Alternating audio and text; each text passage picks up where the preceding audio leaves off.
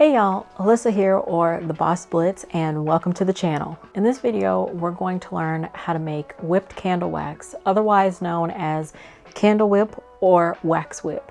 This way you can make whip tops for your candles, make cupcake wax melts, or do any other creative designs on wax melts or candles that you'd like. I will go over 2 techniques with you, and at the very end, I will go over how to make 2-toned wax whip, all using one type of piping tip. And if you have any creative type tutorial requests, drop a comment down below and I'll see what I can do for you. Before you decide to make whipped candle wax, there's some things that you need to take note of beforehand.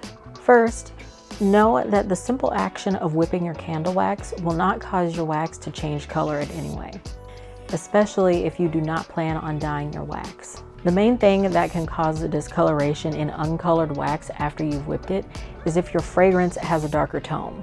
As you can see here, all 3 of these fragrances are darker in tone. So these would be the types of fragrances that may cause issues if you're trying to get your whip to be perfectly white. If you want to combat that discoloration from that darker toned fragrance, you can use white dyes for your wax. Check out my dye video to see what dyes can work specifically for you and your project. If you're going to dye your wax, don't worry about this. Next, you want a wax that is soft enough that you can whip it and pipe it, but you want a wax that is also hard enough that it will hold its shape once you're done. Personally, I use Soy 444 right now for my wax whip, and some other container waxes are perfect for this as well. But some container waxes can be a little too soft, just as some tart waxes can be soft enough to use for whip and others may be too hard. If you're not quite sure about a wax being able to be used for whipped candle wax, make a small batch of it and see how you like it. This will also help you determine if something in the actual process is going wrong or if it's the wax itself that's not working for you. If you don't have the wax on hand that you're wanting to try for your whip, go to your supplier and see if they sell sample sizes in 5 or 10 pound increments. Now that you know these things, let's get into making your candle whip. For starters, these are the supplies that you will need when you're going to make your candle whip. A means of melting your wax, like a double boiler or a Presto pot. I'm using a Presto pot. A scale, a stainless steel or glass bowl. I'm personally a little too clumsy to use glass, so I use stainless steel. Your fragrance, something to measure your fragrance into, your chosen wax, dye if you want to use it, your piping tip.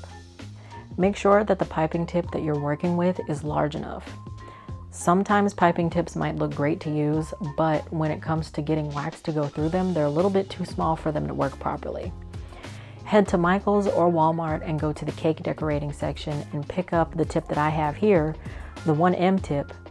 This one is perfect. And this is typically the tip that people use for candle whip. Pretty large and easy to use. A piping bag. If you're in a pinch, a Ziploc bag will work just fine. A silicone spatula. You want a spatula that is like this, that is completely together and nothing comes off of it.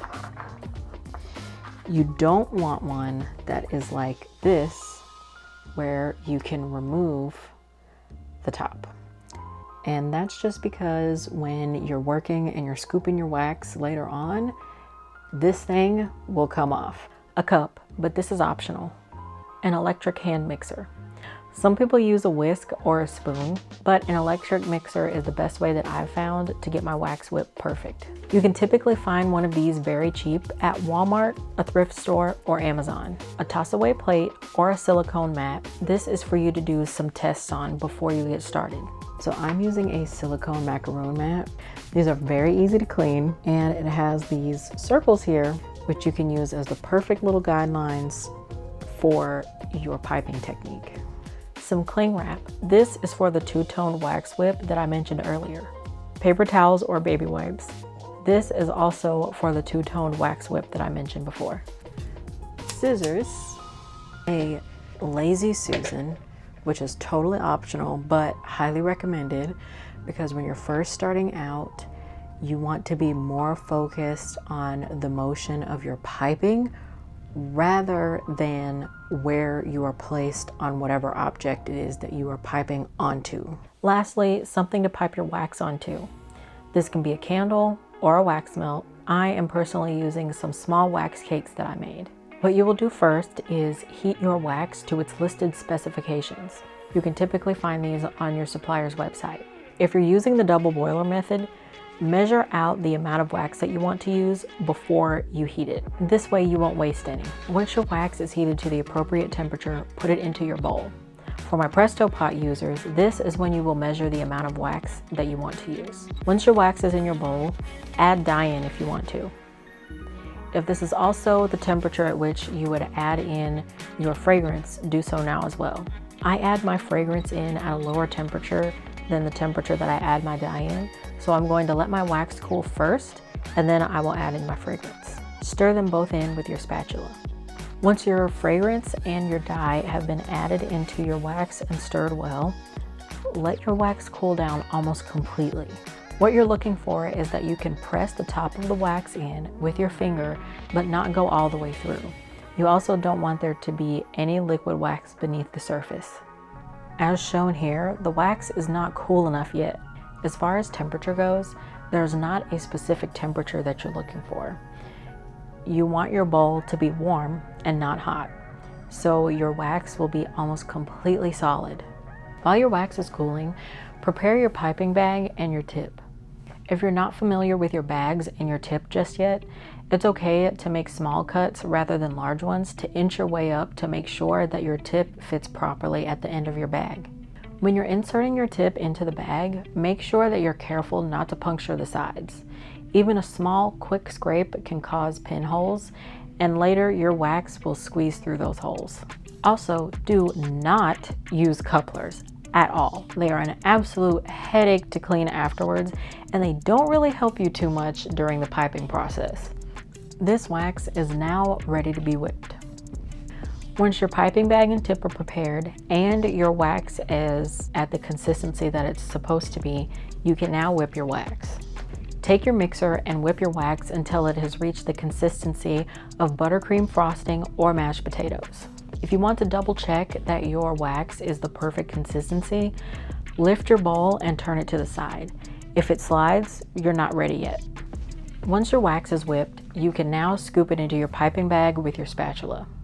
This is where the cup comes in if you feel that you can't hold your piping bag and scoop at the same time. If you're going to use a cup to hold your piping bag, make sure that you turn your tip upwards at the bottom of the cup. This way, the pressure and movement of scooping your wax into the piping bag won't cause it to start coming out the end. If you plan on holding your piping bag with one hand and scooping with the other, I still recommend that you turn your piping tip upwards as well. Once you've scooped your wax into the piping bag, squeeze a little bit to make sure that the wax starts moving to the end of the bag. Don't be afraid, your wax is not going to come out of the bottom just yet. You'll need a little bit more pressure for that. Just make sure that you handle your piping bag with care. Once you've made your wax move to the end of your piping bag, grab your toss-away plate or your silicone mat. Squeeze your bag firmly and make a small circular motion. Once you get towards the end of your circular motion, press down slightly and then pull up as you release. This will create the cute little dollop effect people like. Another design that's easy to do is place your tip almost directly onto the surface and squeeze the bag. This will create a somewhat flower type look. These are the two most common looks for whipped wax that you can do. You can make larger, longer movements with either of these decorative methods to create a variety of looks for your candles and wax melts. Once you have done some tests on your plate or your silicone mat and you feel comfortable, go ahead and test it out on your wax object of choice. If you still make a few mistakes though, that's okay. You can just swipe it away with your fingers. Now for two-toned whip. You will do the same process as before, except this time you're going to use two separate bowls of wax that are dyed two different colors. Today, I'm using red and pink. Note that if you only have one mixer, that's perfectly fine. I'll show you how to go from one color to the next using only one mixer. Once your 2 balls of wax have cooled to the correct point, you're going to take a piece of your plastic wrap and lay it down on your workspace. Whip your first color of wax and scoop it out onto your plastic wrap, but instead of scooping it into a blob, try to make it into more of a line. Once you've done this, take a paper towel or a baby wipe and wipe the wax off of your beaters of your mixer.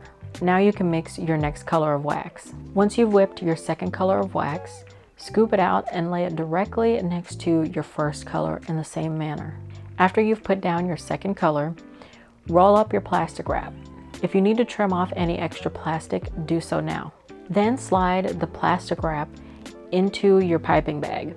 Now squeeze your piping bag to make sure that your wax goes to the end and is ready to be piped.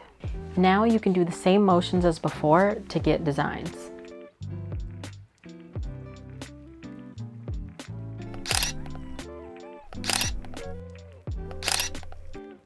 Now you know how to make whipped wax, two-toned whipped wax, and do 2 designs with 1 tip.